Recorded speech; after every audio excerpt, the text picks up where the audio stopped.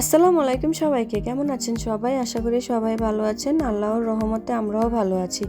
এই লোকেশনটা কোথায় কে বলতে পারবেন? যে বলতে পারবেন অবশ্যই কমেন্টে বলে যাবেন। তো বাইক কেনার পর এই প্রথমবার আমার হাজব্যান্ড আমাকে বলল যে চলো তোমাকে আজকে ঘুরতে নিয়ে যাব। আসলে সে কখনোই আমাকে নিজে থেকে বলে না যে তোমাকে ঘুরতে নিয়ে যাব, সেজন্য তার সঙ্গে আমি প্রায় সময় চিল্লাচিল্লি করি যে তুমি আমাকে কখনো নিজে থেকে ঘুরতে নিয়ে যাও না, সবসময় আমি জোরাজুরি করি, সেজন্য ঘুরতে নিয়ে যাও। তো সে আজকে ফ্রি ছিল, তাই নিজে থেকে আমাকে বলল যে তোমাকে ঘুরতে নিয়ে যাব। কোনো প্ল্যান ছিল না আগে থেকে, হঠাৎ করে দুপুরে বলল। তো তারপরে আমরা দুপুরে খাবার দাবার খেয়ে বের হয়ে পড়ি।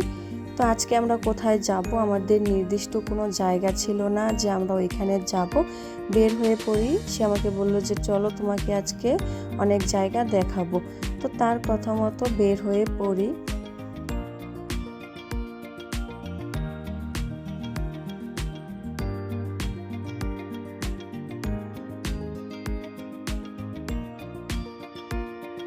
আর আমরা কিন্তু এখন আছি ব্যারাইটের একদম শেষ প্রান্তে। ওইদিকে রাস্তা বন্ধ, ওইদিকে আর রাস্তা নেই। ঢাকা সিটির একদম শেষ প্রান্ত এটা।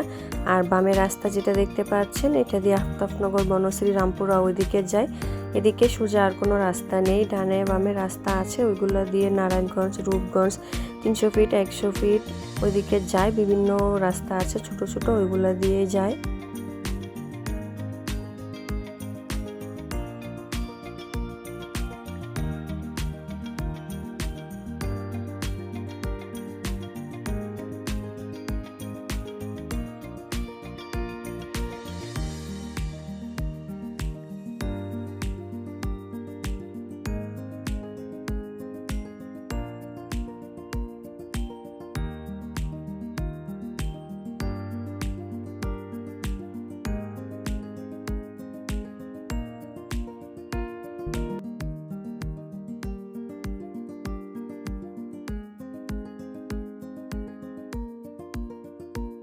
আর এদিকে আমার অবস্থাটা একবার দেখেন, এত পরিমাণে বাতাস ছিল যে আমি তাকাতেই পারছিলাম না, আমার চোখ দিয়ে পানি পড়ছিল। আর এখন আমরা চলে এসেছি ফকিরখালী ব্রিজে।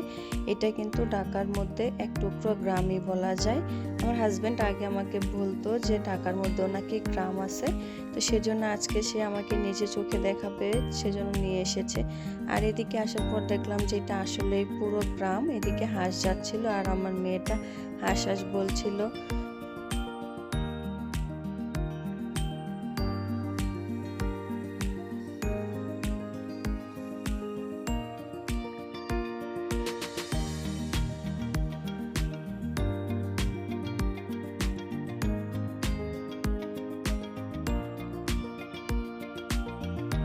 আর এদিকে আমার মেয়ের অবস্থাটা একবার দেখেন। আমার মেয়ে বসে থাকতে থাকতে একদম ক্লান্ত হয়ে গেছে, সেজন্য সে আর বসে থাকতে পারছিল না, আমার উপরেই শুয়ে পড়ে।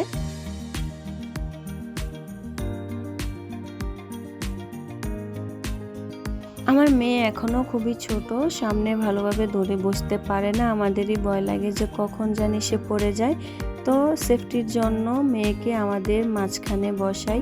আর মাঝখানে বসলে বাতাসটাও কম লাগে। এখন যেহেতু শীতকাল, তো গাড়ি চালানোর সময় অনেক বেশি বাতাস লাগে, তো সেজন্য মেয়েকে মাঝখানে বসাই। আর আমার মেয়ে সামনে বসতে পারে না, মাঝখানে অনেক সুন্দর ভালোভাবে ধরে বসতে পারে।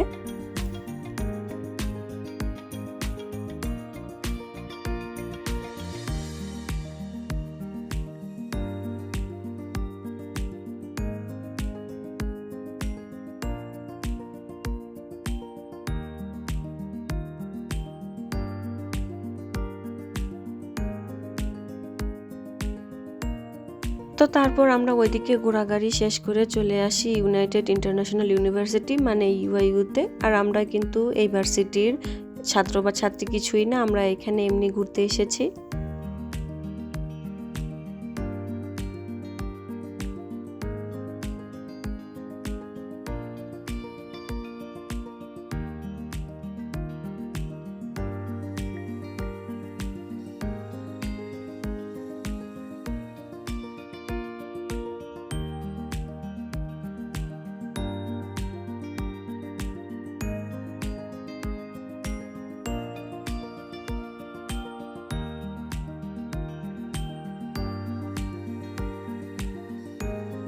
ডানে ইউআইউ বামে ওয়ান্ডারল্যান্ড, ব্যাপারটা সুন্দর না? আমার কাছে তো ব্যাপারটা সুন্দরই লাগে, ভালোই লাগে যে কাছাকাছি সব কিছু। আর এই ওয়ান্ডারল্যান্ডও কিন্তু আমরা গত ঈদে ঘুরে গিয়েছিলাম, তখন ব্লগটা করা হয়নি। আবার নেক্সট একদিন যাব, তখন ব্লগ শেয়ার করব।